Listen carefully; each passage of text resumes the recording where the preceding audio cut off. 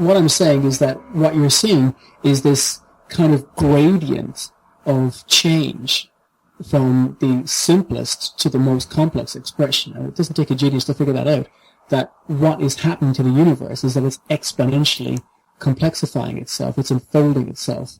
Even if you take something as acute as our own presence on this planet, we as conscious beings are looking at the universe in a way that's infinitely complex, because we're starting to look at the universe through the lens of language, and in doing so, we're actually not just looking at the thing as the thing itself, but we're able to metaphorically express and extrapolate what it means. When we start to introduce meaning into the equation, when we start to introduce these kind of abstract motifs, we're not just saying a rock is a rock. We're saying, well, a rock, if you paint it, can represent something very different. A rock, if big enough, you can live inside it. A rock, if small enough, you can throw it. A rock has many meanings. It's not just a rock. It depends on how you apply it. So by tooling and art and abstraction and so forth, we're basically we're exponentially extrapolating the self-reflective consciousness of the cosmos itself. It's becoming infinitely complex through our thought processes. So I guess what I'm saying is that there seems to be a kind of natural desire, if I use that word, maybe it's not the right word, but there seems to be a natural kind of a progression, or an ingression perhaps, of complexity in the cosmos.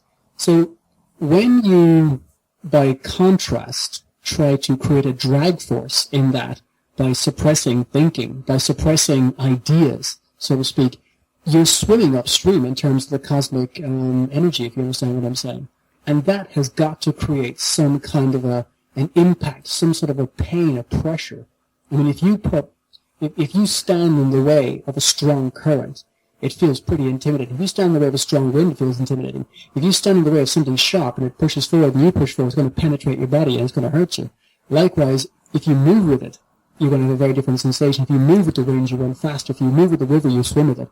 And what I'm basically saying is that surely what we are supposed to be doing is moving with the current of consciousness, moving with the kind of cosmic tide of change and complexity. And when we're doing that, the wind of the cosmos is at our back. And when we're standing against it, we feel frustrated and angry. And that's what fundamentalism is. That's what fascism is. That's what socialism, that's what any of these kind of radical ideas that just insist we're going to, even religion, any form of religion for that matter, all religion ultimately is oppressive. All religion is a form of prejudice. It's a way of saying we're this, and because we're this, we're not that, ergo we're prejudiced against that. It's just a form of racism.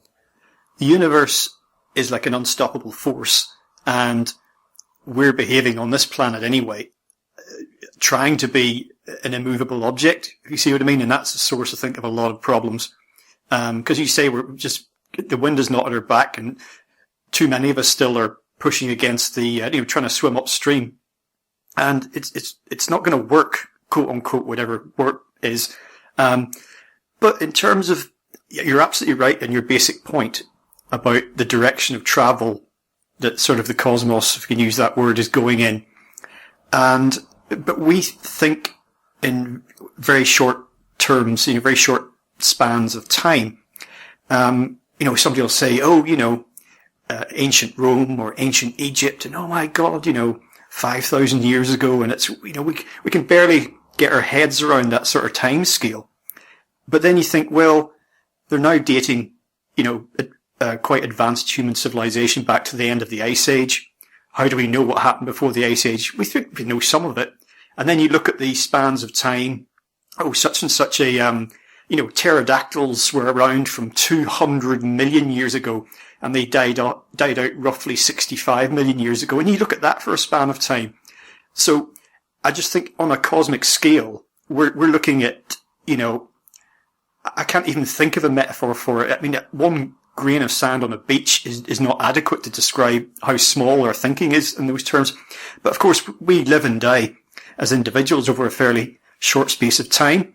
Centuries come and go, civilizations rise and fall, and it might seem that ancient Egypt was epic. in its scope, or that the modern industrial civilization that we've had for the last 200 or 300 years is epic in scope. But they all fall, and good comes with the bad, and it's just change. It's a process. But again, we're all just ninnying around with our narrow focus down on our navel and not seeing the bigger picture. And of course, I think there is a trend, which you alluded to earlier on, of thinkers starting to sort of say, okay, yes, we've got materialists arguing with metaphysicists, or whatever you want to call it, and ideas about consciousness that have been around for a long time. I mean, quantum physics, how long has that been around, and what fundamental difference has that made to wider society? I mean, when I did physics at school, quantum physics wasn't even touched upon. This was in the 1980s. We didn't even look at any of it at all, and I was hardly new then. But there is a direction to travel, and I think that, as I mentioned earlier, is causing friction. But overall, I'm optimistic. I don't see human beings as a plague on the planet. I just think that maybe in our lifetimes, almost certainly in our lifetimes, we might not see fundamental change. I think it's entirely possible that you and I will die, hopefully not at the same time, with the world very much as it is now. Maybe a little bit more deteriorated even, or maybe it'll be a little bit better. But the idea that there'll be some quantum leap in our lifetime, be nice to think so, but hasn't every society thought that?